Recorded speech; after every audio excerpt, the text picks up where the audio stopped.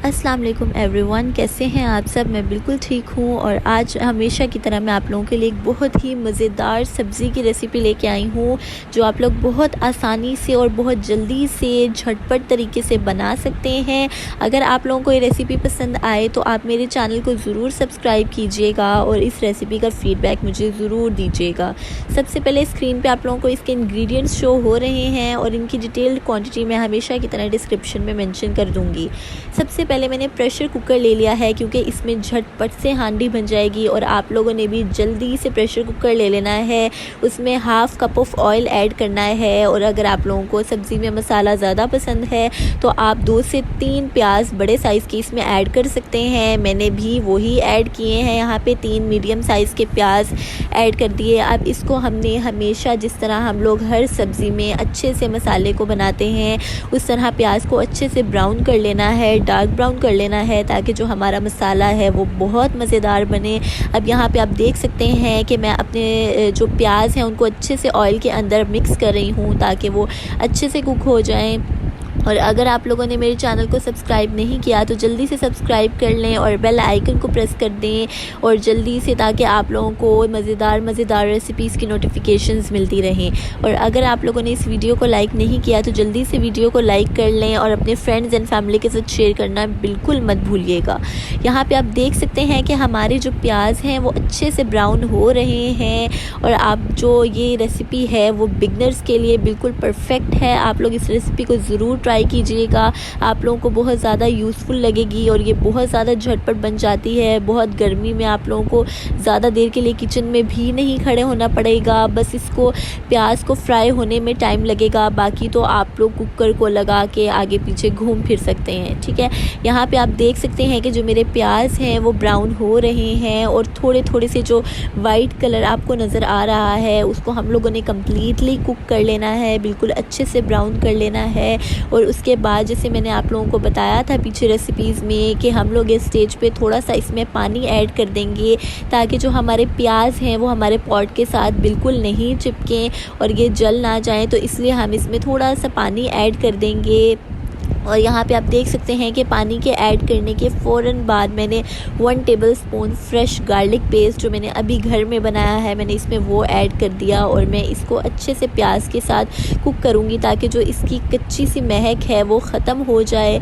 और यहाँ पे इसको मिक्स करने के बाद मैंने यहाँ पे 2 बड़े साइज़ के टमाटर लिए हैं। अगर आप लोगों को टमाटर का टेस्ट ज़्यादा पसंद है तो आप 2 से ज़्यादा भी ऐड कर सकते हैं और अगर आप डाइट कॉन्शियस हैं तो आप ऑयल की क्वांटिटी को कम कर सकते हैं। अब मैं यहाँ पे 2 टमाटर ऐड कर दूँगी और यहाँ पे अब मैं इसको अच्छे से मिक्स करूँगी। अभी आप देख सकते हैं कि हमारा जो मसाला है वो बिल्कुल कच्चा है और इसको अभी पकने में थोड़ा टाइम लगेगा, तो मैं इसके साथ ही इसमें अपने तमाम स्पाइसेस ऐड करूँगी और स्पाइसेस की क्वांटिटी आप डिस्क्रिप्शन से चेक कर सकते हैं, वहाँ पे मैंने तमाम स्पाइसेस मेंशन कर दिए हैं।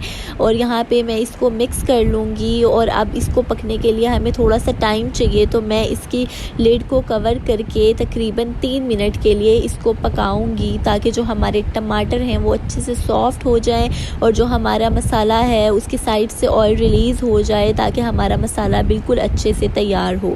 अब यहाँ पे मैंने थोड़ा सा पानी इसमें ऐड किया है क्योंकि जो टमाटर हैं उनको कुक होने के लिए पानी चाहिए। और यहाँ पे 3 मिनट बाद आप देख सकते हैं कि जो हमारे टमाटर हैं वो अच्छे से सॉफ़्ट हो गए हैं और यहाँ पे हमारे मसाले से ऑयल भी रिलीज़ हो गया है। अब मैं इसको थोड़ा सा मिक्स करूँगी और टमाटर को थोड़ा सा चम्मच के साथ मसल लूँगी ताकि जो थिक टमाटर हैं वो मसाले के साथ हमारे मुंह में नहीं आए खाना खाते हुए।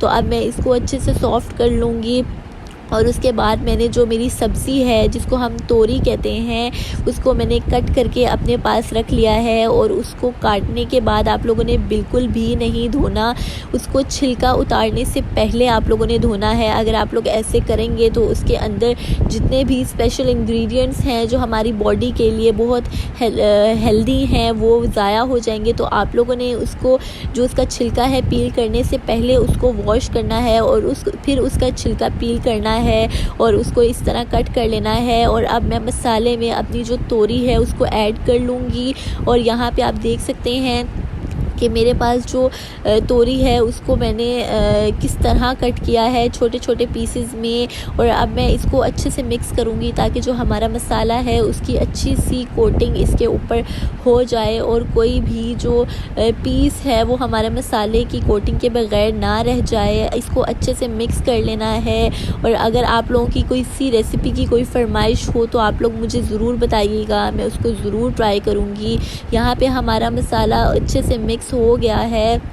अब इसमें मैं थोड़ा सा पानी ऐड करूँगी और इसके लिड को मैं 8 मिनट के लिए कवर करके रख दूँगी, क्योंकि हमारे जो सब्ज़ी होती है उसको पकने में इतना ज़्यादा टाइम नहीं लगता।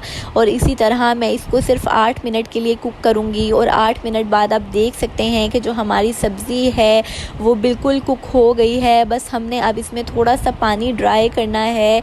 और आप ये काम थोड़ी तेज़ फ्लेम पे भी कर सकते हैं। चूल्हा थोड़ा सा तेज़ करके आप लोग इसका पानी ड्राई कर लें और इसकी अच्छे से भुनाई कर लें, जो मैं अब यहाँ पे कर रही हूँ।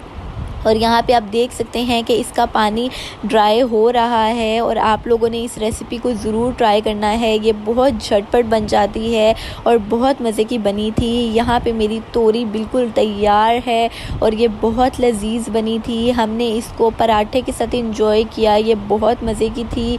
इसके साथ अगर आप लोग ग्रीन चटनी, मिंट चटनी को बना लें तो इसके साथ और भी आप खाने को इंजॉय करेंगे। ये रही मेरी तोरी की फ़ाइनल लुक।